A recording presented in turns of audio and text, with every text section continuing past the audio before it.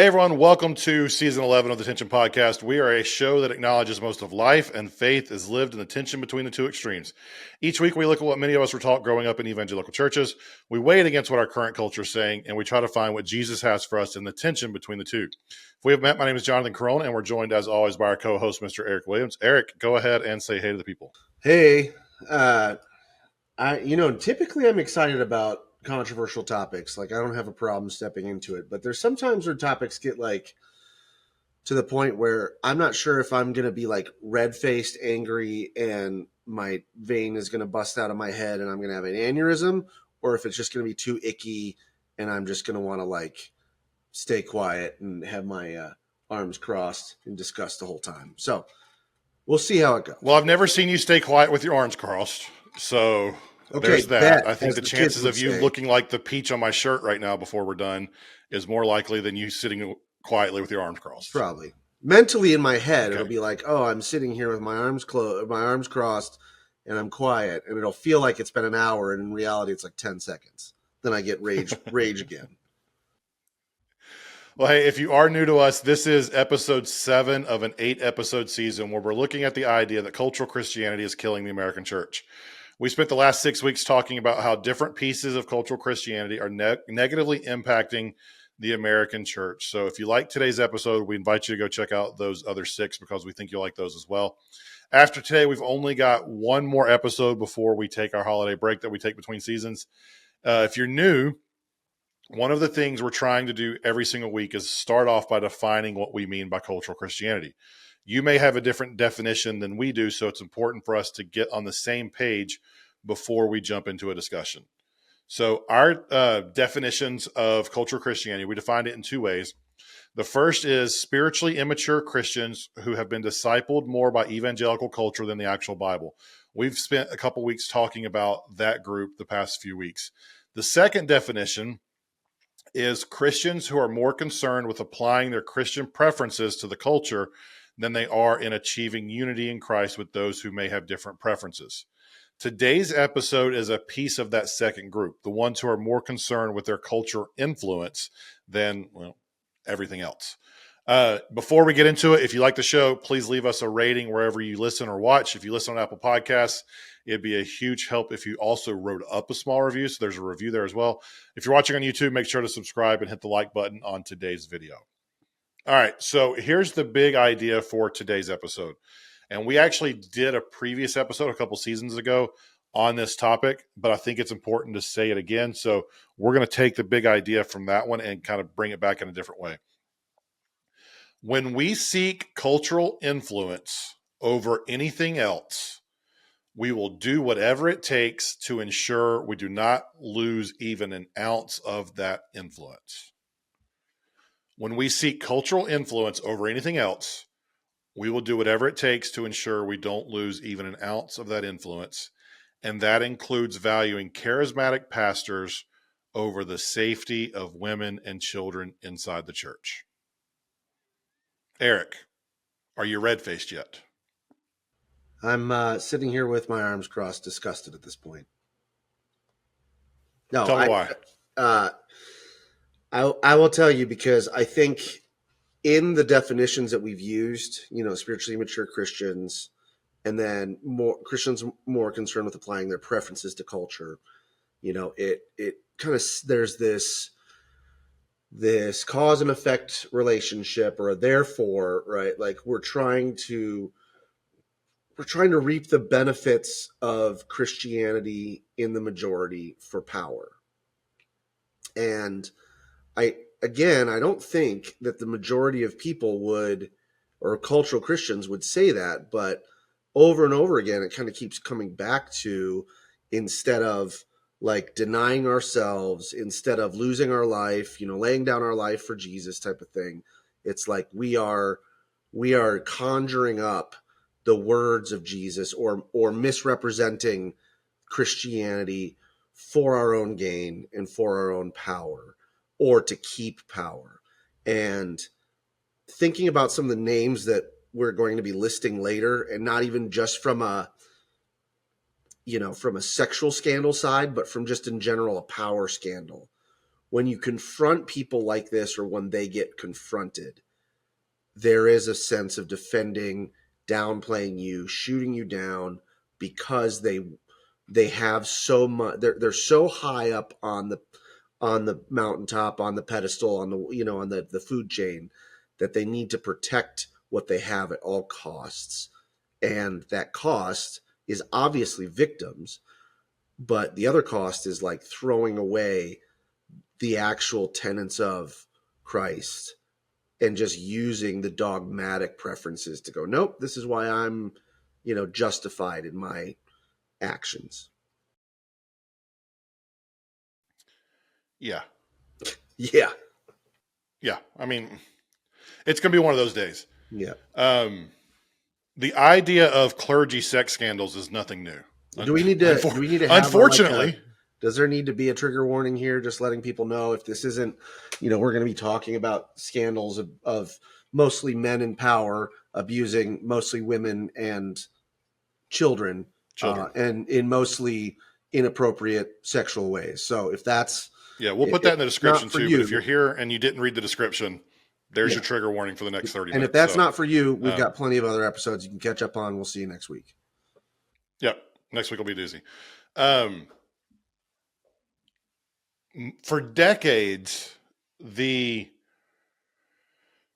the public eye, I should say, the focus of clergy church scandals or sex scandals were predominantly in the Catholic Church. That doesn't mean they weren't going on in the evangelical church. It was just hidden more because we didn't have mega churches. Yeah. And then through the 80s and 90s, you'd have the occasional scandal, usually involving televangelists who traveled all the time, or traveling preachers or things like that. You would hear those. But in recent years, there have been more coming to light in the evangelical world, especially from the largest, most influential churches in America. On a side note, I had a conversation with a retired megachurch pastor yesterday, and he told me after he announced his retirement, because when you're a leader of a church that big, you kind of announce your retirement, and then there's a transition plan, and you go through that. So it's known a year or two before you're retiring that you're retiring. Yep. He said a fellow pastor one time was talking to him in tears, just begging him to finish well. Yep. To not do something stupid, because so many people have done so many stupid things and had moral failures, especially towards the end of their careers. Yep. Or they got out because of the moral failure. They tried to get around. We'll talk about that in a minute. But it's so or prominent. They've had a history. The other thing too is and this isn't the situation you're talking about necessarily, or they've had a history of cover up, and now it's going to start coming to light.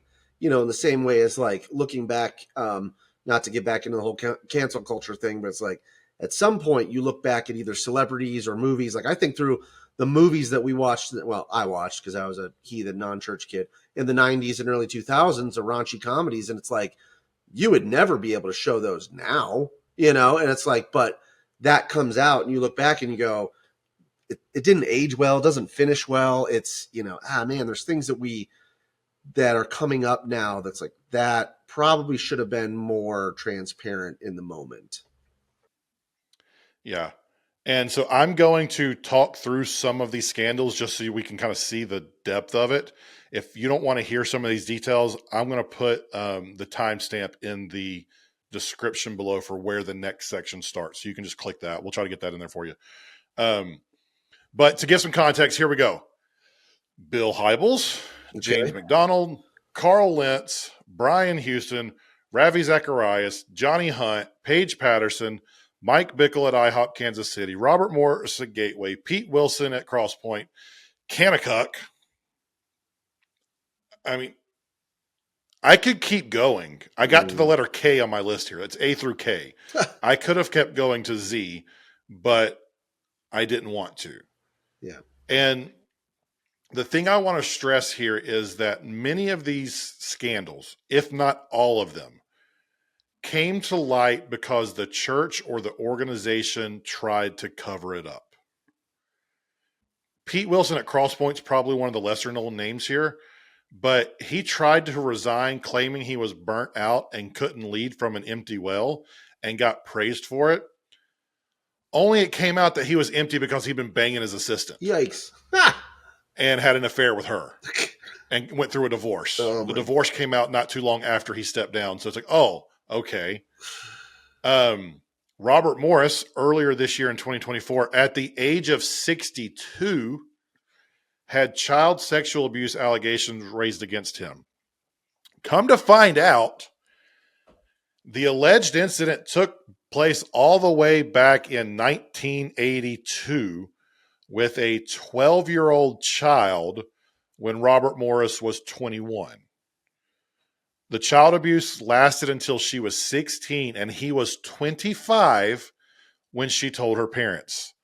The elders at Gateway acknowledged they knew about the, quote, moral failure, but claimed they didn't know the extent. The truth then came out that as early as 2005, they knew the extent of it, and they continued to employ Robert Morris as their lead pastor. And it just so happens they were one of the largest and most influential churches in America. Imagine that. Kanakuk, I don't know how much you know about this one. Like Kanakuk, I did not grow up in this side of evangelicalism, so I didn't know that the camp existed. But it was a children's church type of summer camp. Yeah. And there's a child abuse story there that was covered up for decades that I don't want to get into because it's freaking gross. Okay. But Nancy French did a ton of reporting on it if you want to know more. It wasn't till recent years that this came out. And Kanakuk knew about it. They covered it up because they didn't want to lose their influence inside of evangelical Christianity. Naturally. Sex abuse cover-ups are so rampant in the Southern Baptist Convention that it came out in late September that the Southern Baptist Convention is currently having to sell their headquarters in downtown Nashville to pay the legal fees they've incurred as more and more scandals have come to life. They covered so much up, the churches within the SBC, because SBC churches are autonomous. Let's just say that out there. But so many scandals were covered up in the SBC that they have legal bills that are so high they're having to sell their headquarters in downtown Nashville and find a new place to relocate to so that they can use the profits of the sale to cover the legal fees from the sexual abuse scandals. So my point remains. When we seek cultural influence over anything else, we will do whatever it takes to ensure we do not lose even an ounce of that influence, including covering up sex scandals so our influential leaders are not removed. Is your face red yet? I don't know why the image just popped up in my head of, grandma or grandpa on oxygen, still smoking a carton of cigarettes a day.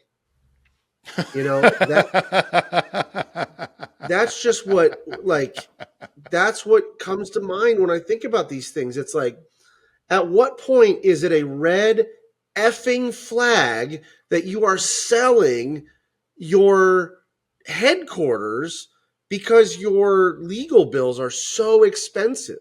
At what point do we go, hey, maybe the problem is our people, right?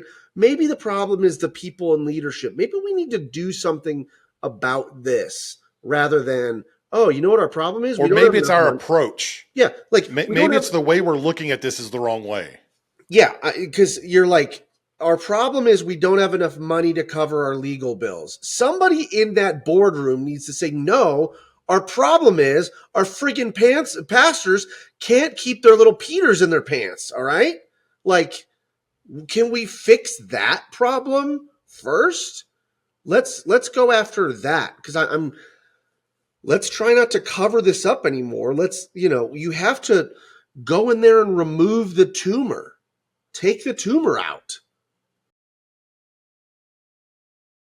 So to fix it, we first have to figure out how it happens. So how do these things happen? Back in season 8, we did an episode called Scandals, Cover-Ups, and Church Failure. We'll link to that in the show notes so you can watch that or listen to it later if you want.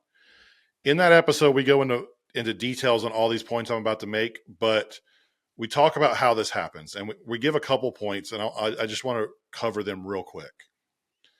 The first one is church cover-ups happen when we prioritize a salvation focus solely on eternity over a salvation of reconciling people back to God in our present lives. If you've listened to other episodes in this season, you've heard us talk about this over and over. I'm beginning to realize how much that idea is at the core of so much of these issues. When we focus solely, or maybe primarily, on getting people into heaven, we will justify or look away when bad things are happening if we're seeing what we think is good fruit because people are coming to Jesus.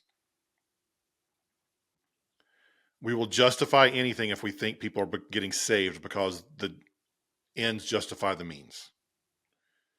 The other way this happens is when we focus on the charisma of a person more than the power of the Holy Spirit.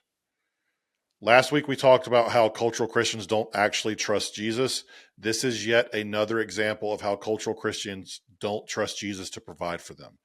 They have to keep someone in a position because they're scared they'll lose their influence, and that God won't provide another person to keep the influence if they do the right thing and fire Pastor Horndog right away.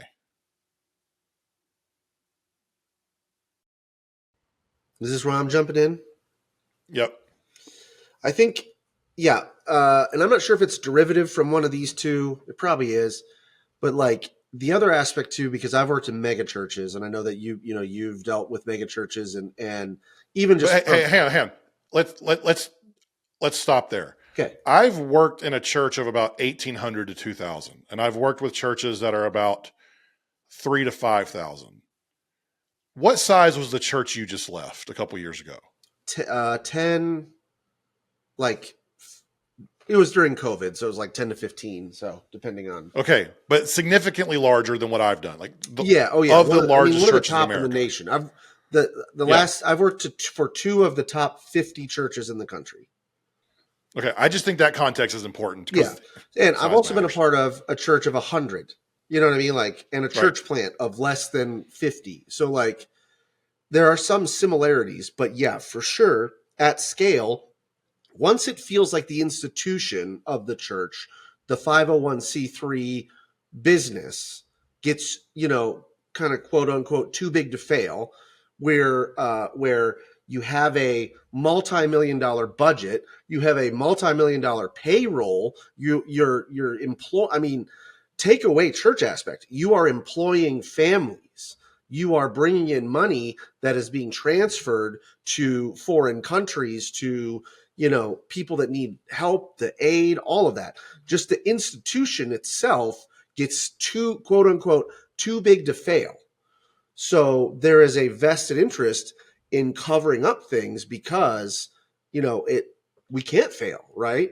Or we're doing, and you could say we're doing too much good or anything else like that. But even from just like a non-biblical sense, we're employing people here. We got 100 employees. That's 100 families that depend on this church. And the screw up of pastor, and actually I can say this. So we lived in Toledo for a while. There was a pastor there. His name was Michael Pitts. He was the pastor of Cornerstone Church, was what it was called. At the time, it was like the biggest church in town, 2,000-ish. And he had, I think, I don't know the official. I think it was twice. Twice he was either arrested or fined for indecent exposure because he was in his car in a parking lot, and let's say he had Paul and Peter in the car with him, so to speak, right? Out in public. So and other people saw and all that. So people started calling him Pastor Pants, right? So that's what it was, because it wasn't Pastor Pitts anymore, it was Pastor Pants. And that's where my first interaction with mega churches, especially independent mega churches, they're just led by sleazeballs and stuff. But why did that church cover that up? Because it was too big to fail. You know what I mean? Like they couldn't allow the indiscretion of one person to bring down the rest of the church, even a small percentage. And it just kind of reminds. And they thought it would bring down the rest of the church because they didn't trust Jesus to provide for them. Yes, yeah, because we've decided, it's because of us. If I don't, it won't, right? That mentality. If I don't, it won't, or I'm the one that's making this happen, or, this church, God is using us to do this. It's almost like, I feel like it's, this is a loose analogy, but a Tower of Babel situation. We're going to get together. We're going to build this tower up to heaven. We're going to make this connection. God is like, whoa, whoa, whoa. No, you have to understand that you're going after something you think is good, but with a bad intention. And we're not going to let this happen. You know what I mean? And so it's like, I don't want to say that all these scandals become prophetic in that way, but I definitely think there is a bit of learning that we can do from that to go, yeah, when this happens, maybe it's a small thing. I wonder if you look at that list that you have of A through K, right, of these pastors and ministries, what was the first thing that Bill Hybels or Carl Lentz or Ravi did that somebody should have said, hey, let's stop right now. This stops, never happens again. And in fact, you are not going to be interacting with this type of people for this amount of time and all this. Like little things, right? Maybe it's an inappropriate joke. Maybe it's whatever. I don't know, a hand put in the wrong spot of somebody, right? And you're like, we're not doing this again. Okay, this is done. You are done with there's discussion amongst evangelical culture when Matt Chandler was suspended from the Village. Should he have been suspended for just having a friendship conversation with another woman on Instagram? Because his wife apparently knew about it. The woman's husband apparently knew about it. But they went to the extreme to suspend him. And I have my issues with that because of the message it sends that men and women can't just be friendly. Correct. But at the same time, I understand it and I somewhat appreciate and respect it, because what if someone would have done that to Ravi? Yep. What if someone would have done that to Brian Houston? Right. What if someone would have done that to Mike Bickle? Like, would these scandals have not happened? Would these women have not been preyed upon and abused had that not been a thing? And I love that you brought up the Matt Chandler example. It became a thing. I think you brought up the Matt Chandler example is great too, because you and I had these conversations. I don't even know if we might have put it on a podcast too, but it's like, I assumed there was something worse right away. It's like, I'm sorry. I like Matt. I like his teaching, or, I used to like his teachings or whatever. Like, I like his attitude about stuff sometimes, but it's like, it's probably more than that. Right. The other shoe because of the scandals, it's never it's never because you're burnt out. Right. Yeah. It's not the text. There's always something. So yeah. It's like, we found the text messages, but they were actually referencing the time that they were hooking up or doing whatever, or the picture. But none of that ever came out. Pictures that were sent back and forth, right? So like none of that has come out about Matt Chandler. But because of the prevalence of this situation, I have to admit, like, that was my first reaction. Is like, oh man, it's one of two things. You're either going, that can't be true, because it just, no, somebody's trying to, there's a gold digger out there. Someone's trying to, it's a demon that's trying to undermine the church. Or that can't be true because that's not the whole story. And unfortunately, that's the mindset that I think we've been trained into because of how prevalent these things are. Yeah. So what's all this have to do with cultural Christianity? Everything. The reason I wanted to put this in here is because when we were looking up the data on the front end, and we shared this in the first episode this season, of the people who grew up in church and have now left, 31% left because of sexual abuse scandals from pastors. So 1 in 3 people who grew up in church and left and are no longer part of the American evangelical church, they did so because of sexual abuse scandals from pastors. So would they have stayed if the church handled these things differently? Because let me just say this, because I think it's kind of sitting on my shoulder and no one's acknowledging it. Powerful people, especially powerful men, are going to do stupid things and going to do sinful things and things they should not do. It's not right. I am not justifying it. It is 1,000% wrong, but it's going to happen because of the way power structures are and the way human beings are fallible, sinful people. We have desires, we have issues, we have emotions, all these things. It's going to happen. It should not happen, but it's going to happen. I just want to say that. But would this 31%, would one of these three that left, would they have stayed in church, stayed a part of the gathering of believers if the church handled this differently? What would they have done if the church said, hey, this happened, Pastor Horndog has been removed immediately. We don't know what's going to happen next. We are working with authorities to see if any laws were broken. And we're going to move forward with a new pastor search starting tomorrow. This person is now the interim pastor. I would think most people, despite their disappointment in Pastor Horndog, despite being heartbroken and feeling betrayed, would at least respect the way the church handled it. Sure. Would they have stayed in church? I don't know. I can't say that. But there's a church around, a large church, mega church size, near me, who a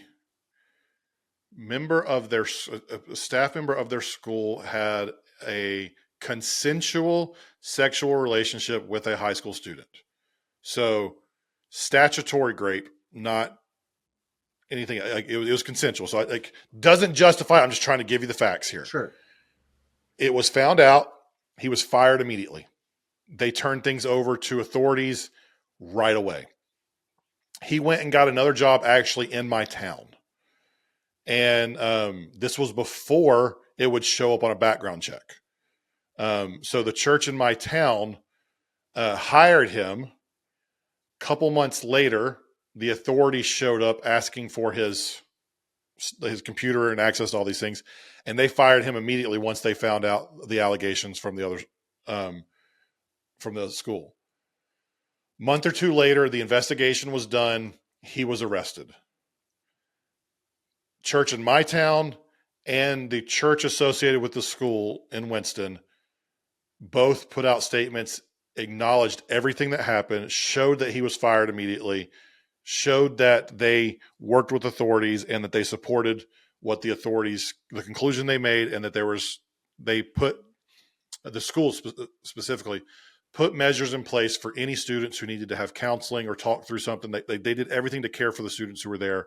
Everything. The people of that church and of that school were overwhelmingly supportive of the church leadership.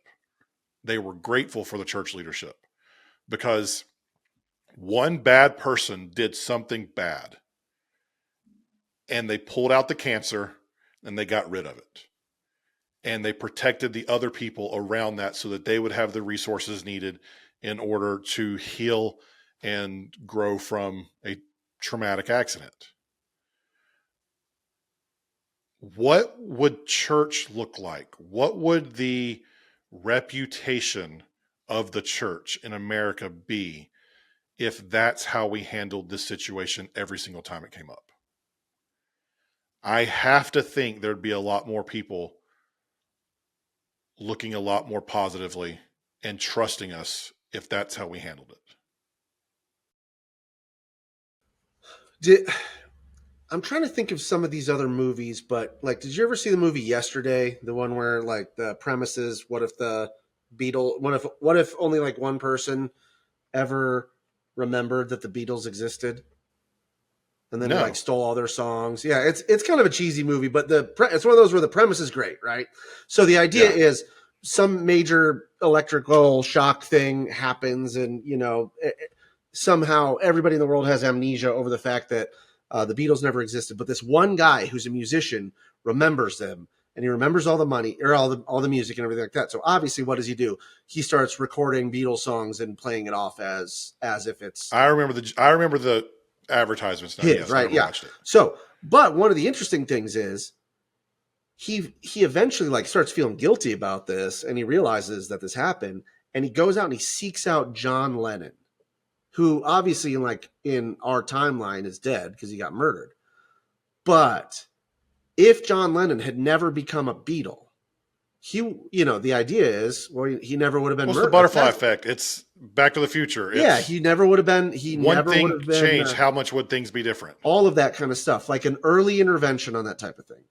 And I think about it too. Yes, sure, we would not know John Lennon, the arguably one of the greatest songwriters ever, right? But in the movie, it kind of like it shows, he had a really good life, and like they have this little mini conversation where the main character doesn't like go, oh man, don't you wish you were like so rich and wrote all these songs or whatever? But essentially it's like, do you have a good life? And he's like, yeah, it's a very simple life. And I think too, the example that you brought up and the example that I've brought up several times of the student ministry pastor that I volunteered for, that a lot of listeners that know me know the situation. They know him, and he's still pastoring a Christian nationalist adjacent church in the Toledo area. And he went through a series of inappropriate relationships through the church with underage and, I won't accuse of underage, but inappropriate relationships with women. And those women would just leave the church, and it would be quiet and it would be covered up. And, you kind of, on one hand, you understand the hearts, because I knew the people involved that I don't want to call it covered up, but let's say didn't take more action to stop this, right? I know that they were doing it, or at least I hope they were doing it because of his restoration. They didn't want, because the other aspect is like, ignoring the this is tough because it's like, Eric, how could you even think this? But like, imagine it's your kid, or imagine it's somebody that you really care about. And you're like, I could see where somebody goes, well, I don't want to ruin this kid's life by, outing him as a pervert and everything else like that. Like, I get the good intention behind that, but right, we see in the end, good intention, bad results. Yeah, it has a bad result. And so it's like, at what point, if you look at this list that you put up there, and I imagine in the show notes, you could probably, I'd love to see you just put A through Z in the show notes, like as many as we can. Because here's the deal. Right now, Bill Hybels is a disgraced megachurch founder that was in the middle of one of the most influential evangelical movements and leadership movements in my lifetime. And he's a pervert, right? Or whatever. Like, think about that result. He's assassinated John Lennon. What if somebody had gotten to him early on and said, hey, Bill, maybe this ministry thing isn't for you. I know that you are great with leadership, and I know you have a way of casting vision, but your proximity to power and spiritual authority is not healthy for you, and is not going to be healthy for the women and the people around you. So we're going to remove you from leadership in church. And if you trust us enough, you need to be going into a different, a totally different industry. And maybe you have Bill Hybels, who is now, I don't know, a middle manager at some really, really good company in Chicago, and he's got people that love him, care about him, and call him the best leader they've ever had. He's John Lennon in the cottage. Why? Because somebody got to him early and said, you know what, this isn't for you, but you have to throw away, like, the whole point is we're not willing to mortgage that future, because I think in part of this is like, well, you can't. If someone trusted the Holy Spirit to do what it was going to do, right, regardless of the person they used to do it. Correct. Yes. And if Bill Hybels trusted Jesus enough to say, okay, I know you have something better for me in my life. Jesus, I know you're going to build this church, right? You will build this church, and the gates of hell will not prevail, whether or not I am the rock you build it on or not, right? And that's the problem. We go, oh, Jesus is talking about me in that story. They said, Bill, you are the rock, and on this rock I'm going to build this church. It's like, oh no, you're not the rock in the story. I don't even think Simon Peter was the rock in the story. If you've ever been to Israel, you know where he was standing, and there's a giant rock where they would actually like sacrifice kids and stuff like that. And Jesus is going, no, in the gates, in the mouth of this oppression and demonic situation is where I'm going to build my church. I'm going right into the gates of hell and I'm going to build the church. Anyway, I don't know. That's where I'm going to start getting red faced, because it's like, we want to give people second and third chances, but guess what? You don't have to give them a second and third chance in the same environment, right? Correct. If you are an alcoholic, Yep. if you are a smoker, if you are, think about whatever you're abusing, you can get a second chance at life, but you don't get a second chance with another drink. You don't get a second chance with another pack of cigarettes. You get a second chance removed from the thing that is causing that first chance to not go well. And unfortunately, Restoration does not mean you're restored back to your position. It means God is able to use you despite your flaws, despite your addiction, despite whatever your story is, to accomplish his mission in people and in yourself. And I'll you say this can too. restore your story. You can be restored back to Jesus and back to God, full, forgiven, made whole, but still not put back in the position. Yep. And God can still use you to make a massive impact in the world around him, or just to make a normal sized impact that over the course of time becomes bigger. I remember, but he's going to do what he wants to do through you if you let him. Two pieces on that. One, I remember Tim Keller talking about knowing the faithful pastors. Wait, maybe it wasn't Tim Keller. Might have been Tim Keller. Anyway, I'm going to attribute to him. It's probably somebody else. Somebody can tell us in the comments or on Facebook. Says that there are think about the amazing number of faithful pastors that nobody knows their name, of churches of 100 or less, or 70 or less, or 50 or less. And unfortunately, we look at it's like, man, Bill Hybels, I would trade anything to have that notoriety and quote unquote that impact, even if it means that this is how it ended or the disgrace or whatever, as opposed to having a good and faithful servant, well done moment where I've lived my entire life being faithful in the small pond that I've been given. I recently had a megachurch pastor tell me he had met with a young pastor in his town when the guy was planning a church. And he's like, all right, so what's your vision for your church? He's like, I want to plant 150 churches in the next 10 years.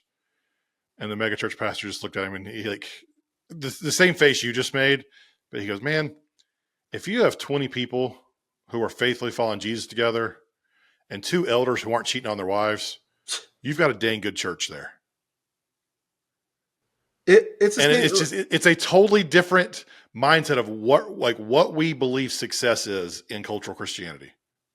Yeah, and I don't know if it's because of going through the church experience or the burnout with working in ministry or just getting older.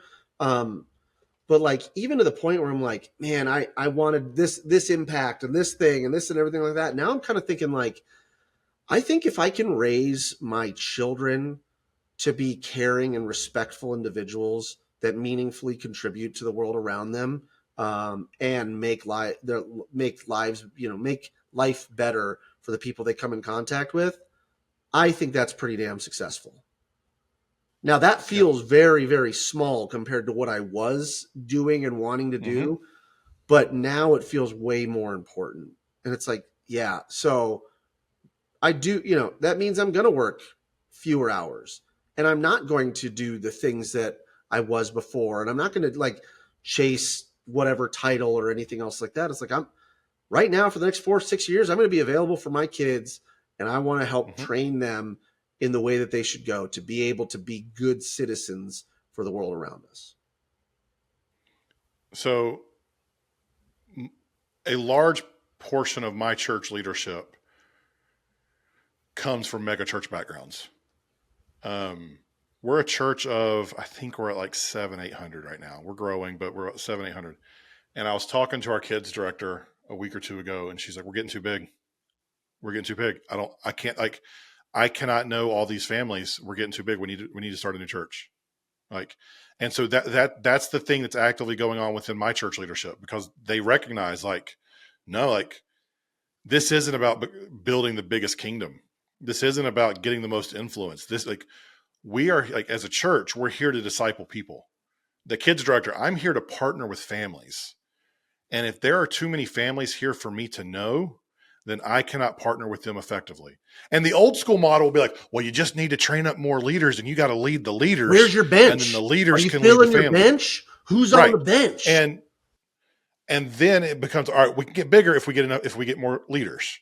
And then we start focusing more on leaders, and we focus on discipling people and discipling families. And when she said that, I loved it, because she's like, there are too many people here for us to know. We need to start something new so that everyone can be known. And just the health of that. Right. And I think that's healthy, because that feels like a very self-aware thing. So you're talking about the other pastor that you're working with, former pastors, like, realized, I appreciate leading leaders much more than the other stuff I was doing. And too many can't separate that out and go, well, I need to preach every Sunday and lead all the leaders and be an operational leader and a vision caster and a pastoral pastor and doing all the weddings and funerals. And it's like, you can't do all of that. In the same way as this children's pastor is like, and I'm just making this up, right, based on the context, who's my leadership wheelhouse is being able to know every parent and every, like I had a former student ministry pastor that worked with me that's now leading let me a interrupt you real different quick. church. Hold on real quick. And I've always said his church is going to thrive as long as it stays at the size where he and his wife could go out to dinner or could have a dinner scheduled with any member of their congregation within 30 days. And it's like, once you realize that's you and that's your sweet spot, stay in that and figure out where that is. And for other people, get the hell out of preaching weekly. Get the hell out of doing, weddings and funerals. Get the hell out of operations. Whatever it is you have to do, get in a spot where you can faithfully lead and succeed, so that you are right-sized and you're not tempted to do these things and bigger and better and then cut corners and then, get, exhausted, worn out, blah, blah, blah, drained. Euphemism. Pouring out too much of yourself, so to speak. If you are one of those that pours out too much of yourself in areas that you shouldn't, maybe God has called you specifically to do the pouring out in one area covenantally, and you decide, no, I'm going to go ahead and pour out on anyone, whether or not they want me to or not. Euphemism. There it is. You done? I mean, I could go on, but I won't yet. One more thing I want to just mention in passing. We don't have time to go into it fully here. We asked, what does this have to do with cultural Christianity? There was a report from the New York Times end of September, earlier in October. I can't remember when it was for sure. But for the first time in American history, more young men are religious than young women. And what we're seeing in the church world is all these people talking about why that is. Like, what has changed? Like, what does that mean? Blah, blah, blah, blah, blah. And I heard on, it was the Holy Post, maybe? If it was, I think it was them. They were talking about it, and I want to say it was Sky that said, Gen Z women came of age under the Me Too and the Church Too movement. They came in their most formative years, were the years where more and more stories were coming out about church sex scandals and church sex abuse. And they saw how churches were more interested in influence and power than protecting other women. They saw the hypocrisy of a pastor standing on stage and saying one thing while having affairs off stage, and they want nothing to do with it. Is that the leading cause of why young women are less religious than young men? No, I don't think so. I think there are other things that go into it, and like that's for me to nerd out on with other people, because that's not this conversation here. But I think it's a part of it. I think when you grow up seeing that, when you grow up and, oh, here's another scandal, here's another scandal, here's another scandal, and you're in your teenage years, in your 20s, and you see that in those formative years, it's like, no, like when you're learning your ideals and becoming your own person apart from your parents, when you're working out your faith with fear and trembling on your own for the first time in your life, and making your faith your own, all these things we tell college students and young 20 somethings to do. And during that time, it's sex scandal, abuse scandal, child sex cover up, like all these things. Why? Why do you want to be a part of it? And again, there were more things that go into it than that, but I think that's a bigger piece of this than we give it credit for. Yep. So each week, we've tried to end the episode saying, so how do we fix it? How do we get past this? And I wanted to come up with some super smart, earth shattering idea that when I clip this out and put it on Instagram will go viral and get the yes and amens. Mm. But the only way we fix this is actually trusting Jesus. It's the same thing we said last week. When our hope and our trust is in Jesus and not the leadership or charisma of a man, we can make the decision to remove someone from a position instead of covering it up. When Jesus truly is our cornerstone, where all hope is found, then that person doing something will feel like we've been betrayed, will feel like we've been let down, will feel like we've been tricked. But ultimately, we will know that Jesus is the future and Jesus is what we're built upon. And I think too often we try to complicate things. But at the end of the day, if our trust is in a person instead of Jesus, we're going to do anything needed to keep that person in the position we need them to be to accomplish what we want to accomplish. And I think that mindset, we're going to talk about this more next week, but that mindset is one that is so prevalent in all the things going on within cultural Christianity today. Yeah, I think I was thinking about this as we were talking about it earlier, and I think it's a good spot in the close is that with all the things you're talking about of being faithful and trusting in Jesus, trusting in God, trusting in the Holy Spirit, where's an example that that's happened in Scripture? And I got to think about Moses and his church, so to speak. You know, and did they have a moral failing? Sure, right. It's not one of the ones we've talked about, but God said, you don't get to build the church and see it to the fulfillment that I've promised you. And man, maybe not, we don't have it really recorded that well, but like you got to imagine somebody in that elder board, somebody in Moses's ear is going like, nah, we can, it's all right. We'll just shh on this and let's push through, push forward. And it's like having enough faith to realize that you can stand on your own, right? You can stand on your own faithfulness in what you've been called to do, even if that means you have to pass the baton to somebody else to take it across the goal line, so to speak. Or even if that means, like I said, you got to be Bill Hybels, the regional manager of a moderate sized paper company in Chicago. right? I don't know. Like you got to be Ravi Zacharias, the community college speaker, and or Ravi Zacharias running a. I don't want to say anything. We probably don't want Ravi teaching classes. Right? Yeah. Okay. Ravi Zacharias. Like he's the franchise owner of your local UPS store, right? Like I don't know what is that, but at some point, man, when push comes to shove, and you're looking at things at the sum of people's life, it's like, wouldn't that actually be better?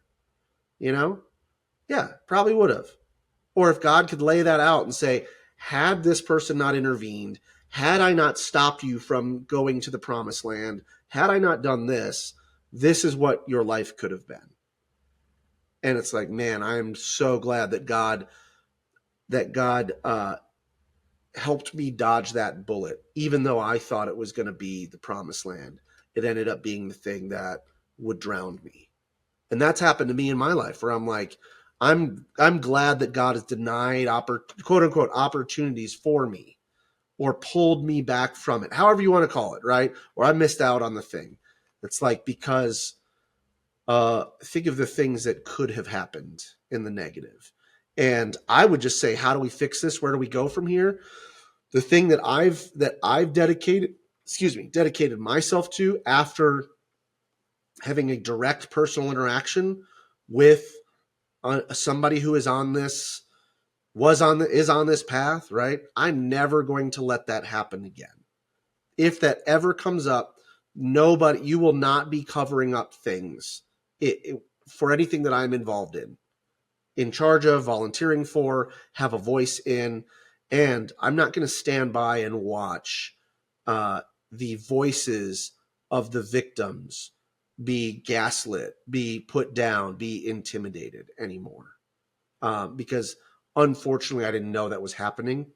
And I missed some pretty big warning signs. And for me, I have to live with that for the rest of my life. And that also takes us trusting Jesus when we see something to say something. Mm-hmm. That if we see something going on, we have to have the trust in Jesus to say that's wrong. Yep. That doesn't need to happen. That needs to no. We gotta stop that. Yep. And we gotta know, unfortunately, when we stand up against powerful people, they might use that power against us. But if we're following Jesus in that, he's going to be with us no matter what. He will be there and be a part of that to protect us from whatever comes next. But people are more important than influence. The people of God that were made in his image are more important than any power, any cultural influence, anything else. Jesus came to earth for the people. He didn't come for the power. Mm. The people wanted him to have the power, and he said, no. That's not what I came for. Time after time, I didn't come to have the power. I came to save the people. And in the end, and to serve the people. In the end, the people chose Barabbas because they wanted the power. Yep. So we could keep going on this. We're almost an hour in, so we're going to stop it here. If you want to continue the conversation, Eric is at EricW712 on all the major platforms. I am at Jonathan_Crone on them as well. You can email us at hello@tensionpodcast.com. We would love to keep this conversation going with you. Feel free to comment on the YouTube video if you're watching there. Next week, we're going to close this entire season by talking about the piece we've been tiptoeing around and not acknowledging throughout the last 7 episodes. I have no idea what that is. And that is the big old orange-haired elephant in the room. Ah, the Lorax. So if you want that episode when it comes out, subscribe on YouTube or your favorite podcast app if you haven't already. If you like the show, please do us a favor and rate us and review us wherever you get your podcasts. Share the episode with a friend if you found it interesting. As always, thanks for making us a part of your day, and we'll talk to you again next week. Have a great week, everybody.